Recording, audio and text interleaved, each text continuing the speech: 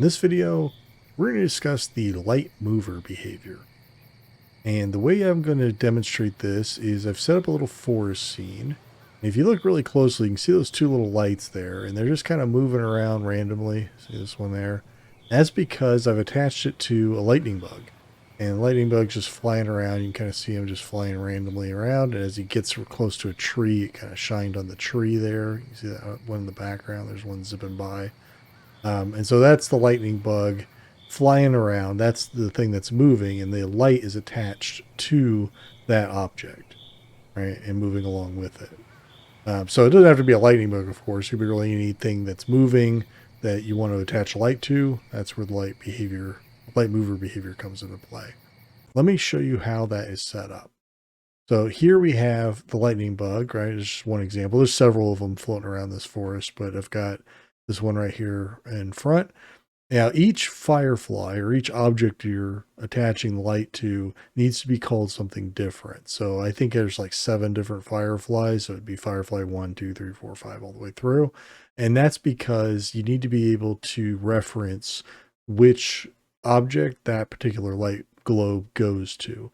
So here's the light globe for this guy. I pretty much set them up right next to the object so I could find them easily, but it doesn't really matter where they are in relationship to the object, which I'll explain in a second. So here's the light mover behavior. It gets attached to a actual light globe rather than the object itself. And just like any other light behavior, we have the option to select a preset color. So there's all the presets, and then you can also change that color. So you can click this little bar here and either put in a RGB value, or you can put in a hexadecimal value, or you can just drag this little ball here and change the light value that way, whatever makes sense to you. But that can change the color of the light that's moving around. And then we have this checkbox here. It says cast shadows. So in this case, it would make sense that the lightning bug is casting shadows. So I had it kind of moving around there. Here's the behavior itself.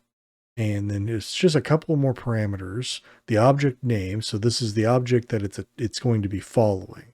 So like I said, in every case, every firefly has a different name, and it's referencing that name here so that it knows which one to follow. Then you have the offsets. Now, I mentioned before, it doesn't really matter where the light globe is in relation to the object. I could have had it over here or down the road a little way. That doesn't matter. What matters is the offset. So here's this object. I'm just going to click on it. And if we look at the position of the object, it's at 2323.2. That just happens to be its elevation units. So on the globe, I've got an offset here. Let me just close that, go back to the behavior, and you can see there's a Y offset of 15. What that means is it's going to be 15 units above where this object is at any given time. So as it's moving around, the light is going to be just above it. And that was really just kind of trying to make it work for this scene. You know, I get that it's not the perfect representation of a firefly, don't get me wrong there, but I had to find the right balance between making it look kind of cool and also making sure that we could actually see the darn lights, because sometimes they would fly randomly out into the forest and I couldn't find them. You know, I had to kind of balance that for this demonstration, but I think you get the idea.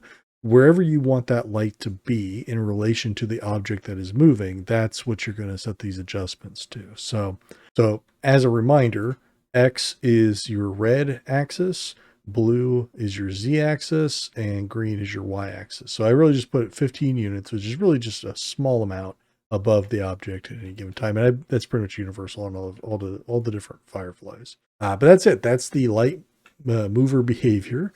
If you enjoyed the video or if you learned anything new, please be sure to click the like button down below. It helps me out a lot. If you're new here or if you just haven't subscribed yet, would love to have you stick around. Please be sure to subscribe. And lastly, if you'd like a notification for whenever new videos are posted, just click the bell icon and that'll let you know when a new video is ready. Thanks so much for watching all the way through. I always appreciate that, and I'll see you in the next one. Bye for now.